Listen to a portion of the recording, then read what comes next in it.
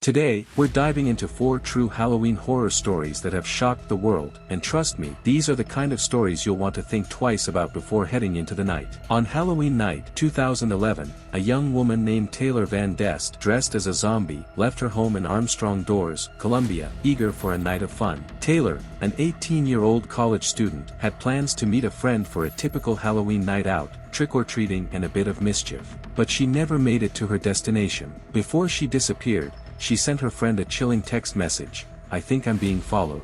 It was the last anyone ever heard from her. Hours later, Taylor's body was discovered by the side of a railroad track.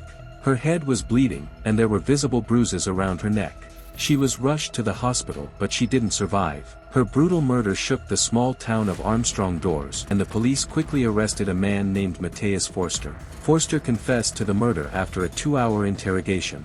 He tearfully admitted to killing Taylor, though the details of the attack remained vague.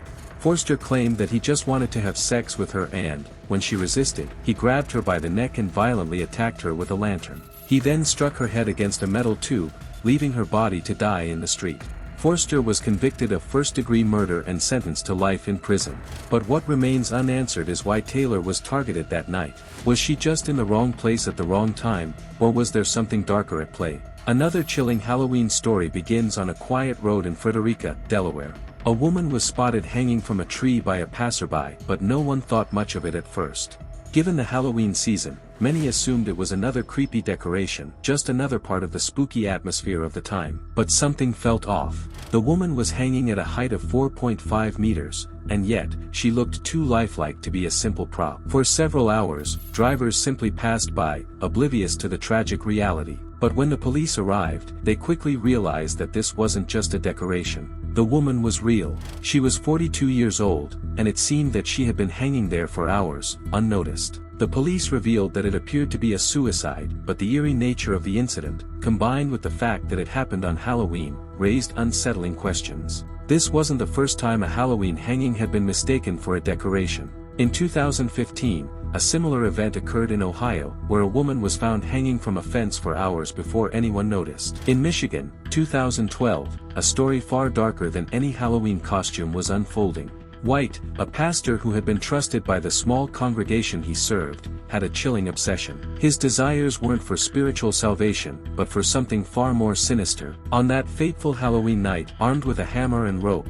went to the home of Rebecca Gay, a 24-year-old woman who lived with her 3-year-old son. Rebecca had known White for some time, and like many others, she trusted him. But she could never have imagined the horror that awaited her. White brutally attacked Rebecca with the hammer, striking her repeatedly before strangling her with the rope. When he was finished, he remembered that her body was lying in the woods behind her trailer. Calmly, he went back home and dressed Rebecca's son in a Halloween costume, taking him to his father's house, all while pretending that nothing out of the ordinary had occurred. The body wasn't found for over 20 hours. While the police searched, White requested that his church pray for the woman's safe return. He was arrested, and later, after confessing to the crime, he was sent to prison, where he eventually took his own life. The real horror of this story wasn't just that White had killed Rebecca, it was the fact that he had done it before. In 1981, when White was just 22 years old, he attempted to kill his 17-year-old neighbor, Teresa. He invited her into his basement and began to torture her. Teresa survived the attack, but she was left with 15 stab wounds. White spent 2 years in prison for that crime, only to be released and allowed to continue his deadly spree. It wasn't until 1994 that he committed another murder, this time killing his mistress and leaving her body in the woods. Despite his horrific history, White was free again in 2007. On the night of Halloween in 1979, a 16-year-old girl named Schiller Lafort was on her way home from a party. As she was walking along a quiet street, 2 men in a van offered her a ride. She accepted, but this seemingly innocent decision would prove to be the last choice she would ever make. The next morning, Schiller's mutilated body was discovered in the front yard of a house. At first, it appeared to be a random act of violence, a senseless murder. But as investigators delved deeper into the case, they uncovered something far darker. A tip from an ex-convict led the police to Ray Majors and Thacker, 2 men who were living and working in Los Angeles. As the investigation unfolded, the police discovered a collection of hundreds of photos of young girls, tools stained with blood, and even audio recordings of women pleading for mercy while being tortured.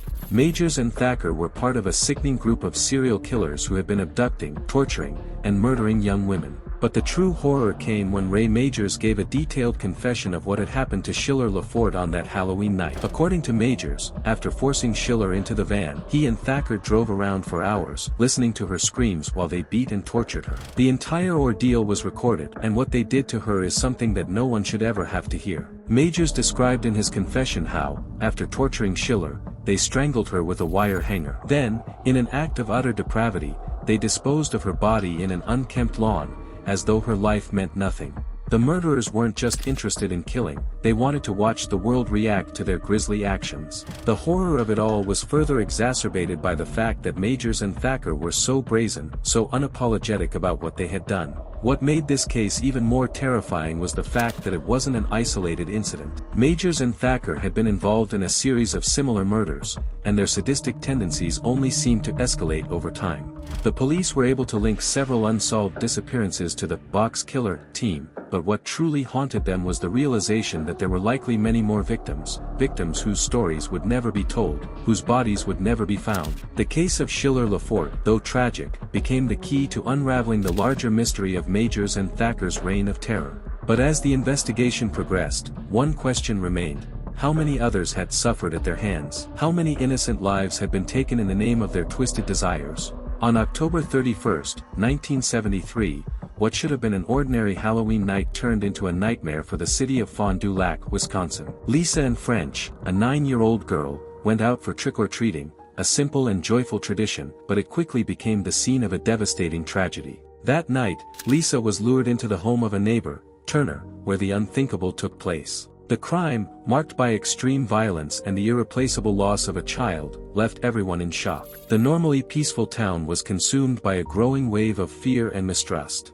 When Lisa's body was found, the impact was even greater. This was not just the murder of a child, but a reflection of systemic failures, inadequate safety measures, and a justice system that failed to prevent such a tragedy. This event shook the community's trust and sparked important discussions about security and justice.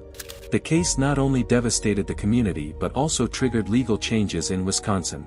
Lisa's murder became a turning point in the state's legislation, forcing a re-evaluation of public safety policies. In response, Turner's Law was created, which allows individuals convicted of violent sexual crimes to be kept in mental health facilities even after serving their sentence. This legal movement became a reflection of the desire to provide greater protection to society and prevent crimes like Lisa's from happening again. The case of Lisa and French exposed a significant flaw in the justice system, prompting a reflection on how sexual offenders would be treated in the future. In response to the brutality of the crime, Turner's Law was created, a crucial piece of legislation that changed the way Wisconsin handles sexual offenders.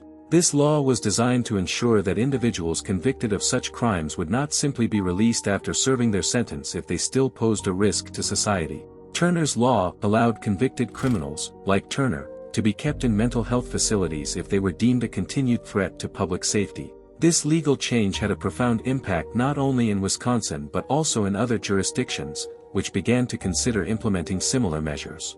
The legislation aimed to prevent the recurrence of such devastating crimes and provide a higher level of control and safety, even after sentences were served. Additionally, the creation of this law was not only a response to Lisa's case but also reflected the changing mindset of a society that sought to improve its safety mechanisms. The creation of Turner's Law sparked a national debate on how sexual offenders should be treated, leading to discussions on how to ensure that such heinous crimes would not be repeated. The case continued to generate legal movements, such as the motion to reconsider probable cause in 2025, demonstrating that the pursuit of justice and protection remains a relevant issue to this day. If you enjoyed this content, don't forget to subscribe to the channel, like the video, and turn on the notification bell so you don't miss the upcoming videos.